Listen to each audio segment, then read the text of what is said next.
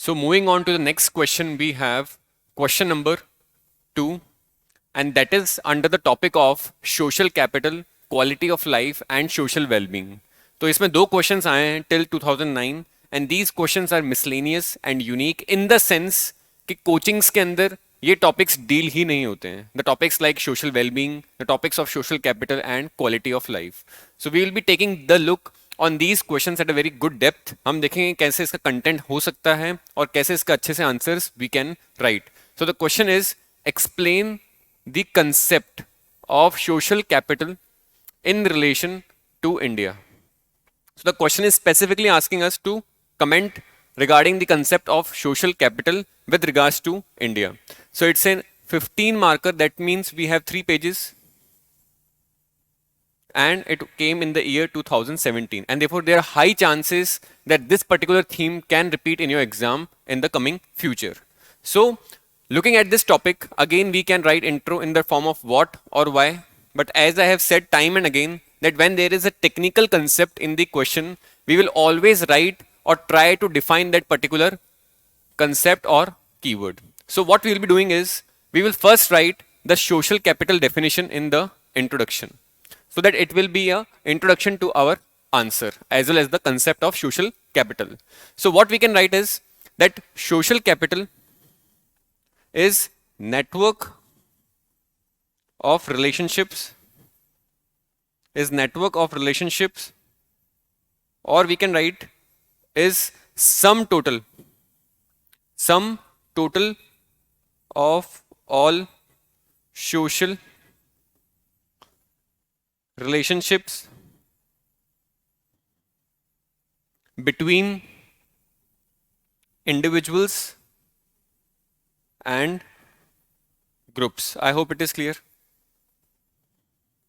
So this is a very generic aspect of social capital. Capital क्या होती है? What is capital? Capital is something which is giving us benefit, which is of something worth or utility. So social capital is the network of relationship which exists in the society, which will be giving us certain kind of utility. So we can say again that it allows individuals to form corporations,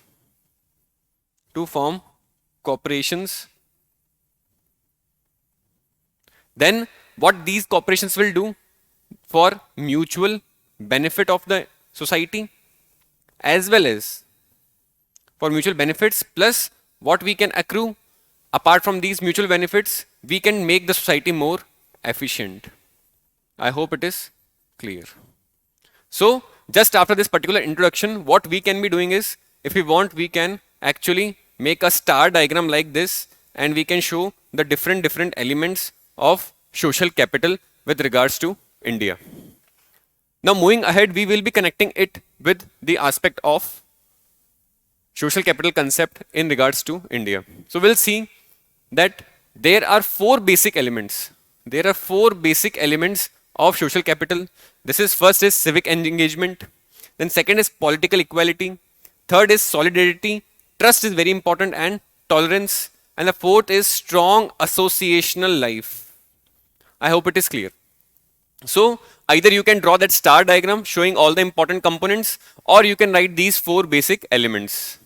And whenever a society is having such of these basic elements, what we can write then with a connecting way, that according to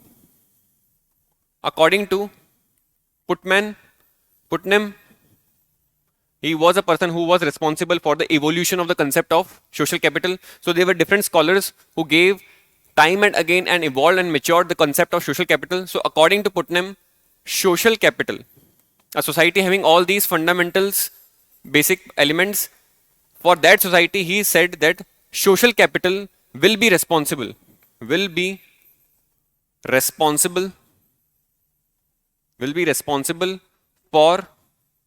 building and maintenance of democracy. This is very important. And just after this particular line, you can write a connecting phrase with regards to India. And what will be that connecting phrase?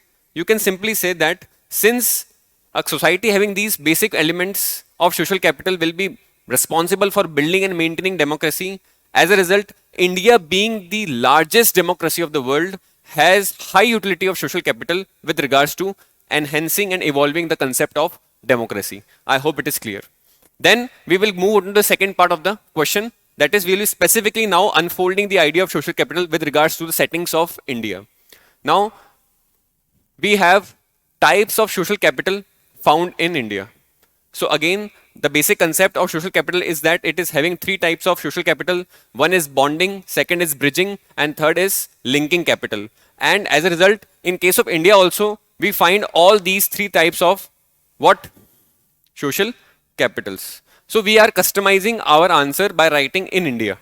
I hope it is clear. You have to customize your answer time and again. Now if we talk about what is bonding social capital. So bonding social capital is connections. These are connections of people who are closed ones. So these are connections of people who are closed ones.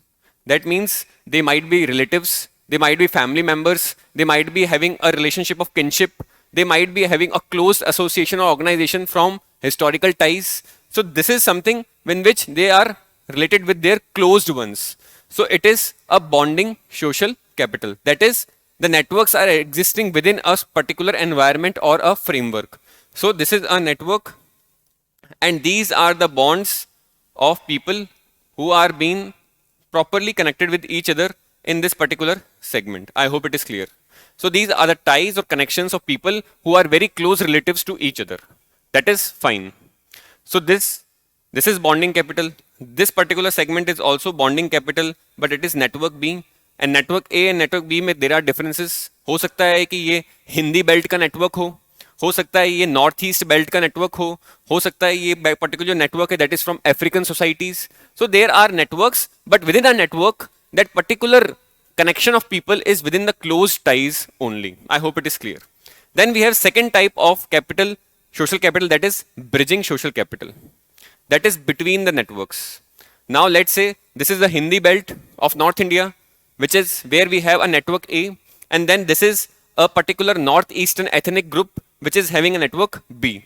Now if we want to establish a proper corridor, okay? So if you want to establish a proper corridor between them, this is a corridor between them, what we are doing is we will be doing it by the help of bridging social capital.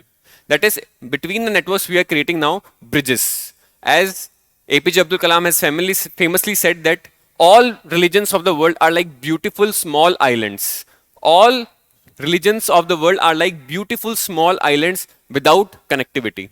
And therefore this bridging social capital is providing that important and essential connectivity between these two networks. I hope it is clear. So this is second type of what? Social capital. We will be connecting it with the idea of India. We will see कैसे कैसे bonding social capitals India में मिलते हैं, bridging कैसे कैसे मिलते हैं, we will see. But then we have another social capital, that is linking social capital. I hope it is clear. This linking social capital is what? That it is a connection to the network of power. This is a particular network of governments, NGOs, or authority figures,